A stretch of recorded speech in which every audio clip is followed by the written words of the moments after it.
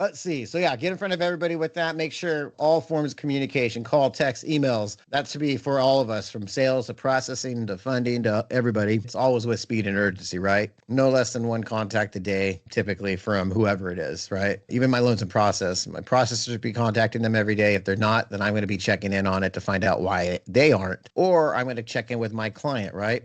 Now, ideally, like your client's in process, you check in a couple times a week. You shouldn't have to do it daily, but it's your file, your boss, you're the lead on it. If I don't see a conversation, I might check with my processor, or I might check with my client. Hey, did you hear from them yet? Did you get those conditions? Urgency. So you just want to make sure you're, we say it over and over, but you're in control of your leads. You're in control of your paycheck. You're in control of your funding the best you can of what you can control. And those are all things you can control. Another thing we say is the treat this like a white glove service. In fact, that's like our motto going forward, right? Remember, we're the Gucci of loans. We're not the Temu of loans. Yeah, the idea of Gucci or whatever, or Carhartt or Yeti, bigger, better brands. You pay more because they're better, right? So treat clients that way. Make sure they get that special treatment. Make it easy as possible for them. I know we try to do that. Get the documents you can for them. If it's not a time constraint for you, let's make it easy for our clients. You don't go spend $3,000 on a purse for the same quality purse that costs $100 to make because there's no reason for it. It's because they treat you nice.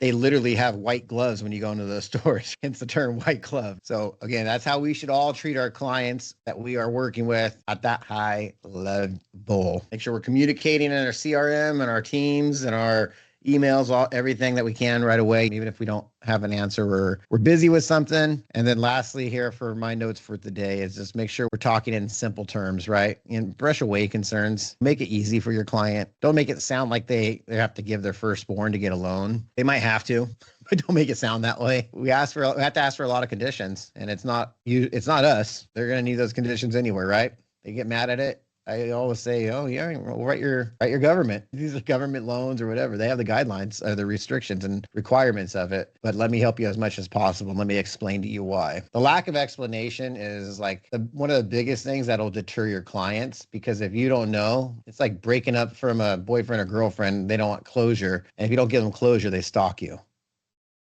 Just joking. But they might. But they need closure. They need a reason why it happened, right? You just leave it open, they're going to look for closure some other way. So make it easy for your clients. Make sure you're explaining everything to them. Don't make things seem bigger and worse than they are all the time. Know when to use your tones of voice or your conversations. I love the fact that, oh, it's not that big of a deal. Oh yeah, I need the tax return. It's not big and a big deal. Everybody's going to need them for this type of loan. Typically what I like to do is just send me your accountant's information and I'll request them, or you can just email them and have them send it directly to me. Here's my information. Here's my email. Here's my phone number. If they want to call me, they're welcome to. Whatever, little stuff like that. Don't blow things up. That's my biggest thing. I see people do that. Like, woo, I don't know. This is going to be a lot of work for you.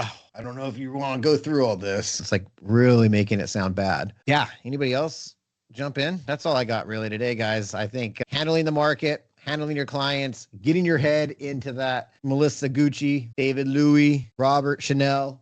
Now you've got that song stuck in my head. Which one? There's so many. Something about I want to put my Gucci on. Something like that. I don't know. Sing it. It's like a TikTok thing.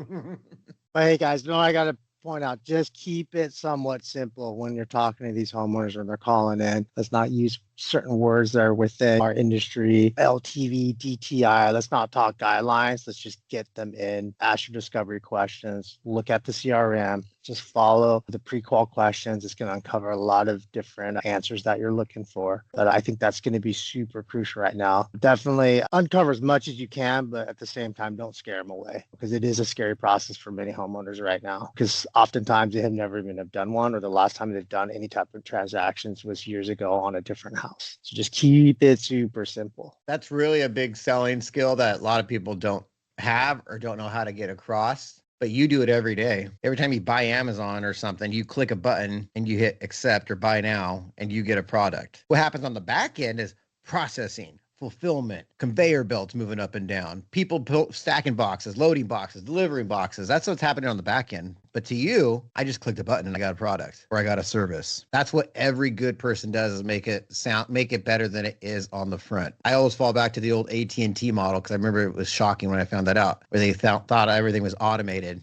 they really had 1,000-person call center sending texts back to everybody overseas, responding back like an automated system. But to the consumer, it was easy. Oh, look, I just sent a text and they're responding back automatically. The company itself did a lot of work on the back. Same with all that. So that's literally what we do. Our job is to find the best product. Our job is to make it as easy as possible. Our job is to explain it and coach them and plan and all that kind of stuff for the client. So make it easy for them. Make it fun, make it easy, make it make sense, make it smart, right? Like they're making a smart decision if they're doing it the way you explain it or what you set up for them and why it's a smart decision. Everybody wants to be smart, hopefully. They don't want to feel like they're making a bad decision. A lot of people I'll see that a lot too, where they're just like uncertain. I'm not sure if it's the right thing to do right now. Actually, I saw it a lot last week in everybody's conversations. I don't know if it's the right thing to do right now. I think we're going to wait a little bit. We haven't done our job, but that's the case. So that goes back to just making sure the customer understands how relevant this transaction is for them today, not tomorrow. And I think that's another important thing. A lot of folks just like to kind of wait around and not take in action. And then at the same time, they're in the midst of financial disarray. They're just used to being disarray. So you got to paint the picture to be out of disarray, right? So just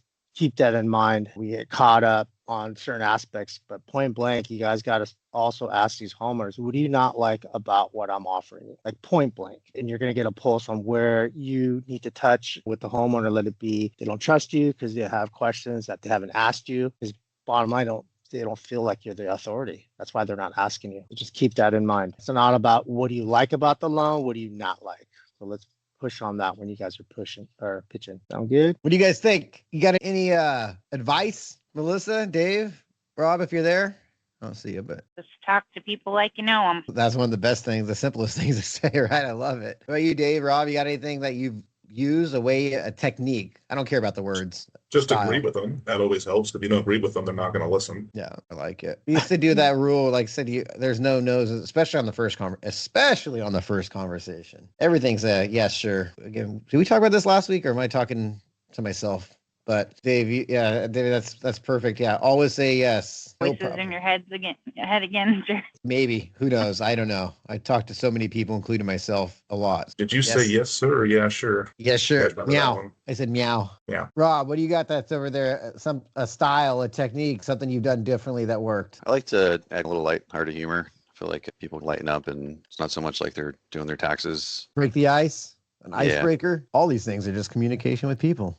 TTP, baby. TTP. Talk to people. Tell a story. People forget facts. They remember stories. Make them your own. I mean, the storytelling is going to be huge, right? Even like I keep on saying, even if it's not yours, talk about their customer, talk about experience that your family friends or even a customer's gone through, right? But that's what they're going to remember, not the facts, right? Because everyone else is just blasting facts, pepper them in, but paint that story for them. And I think that's super important. How often do you guys remember stories over facts, right? What makes you memorable? So just keep that in mind. Super important. Guys, anything else we want to do? We're going to kill it today? We're going to touch Nope. every client? We're going to get them excited? Are we going to get them excited? Oh, thank you, Melissa. You give me the excitement there. Come on. David was saying something too. All right, let's go. Let's get some energy going. All right, get up first. Stand up.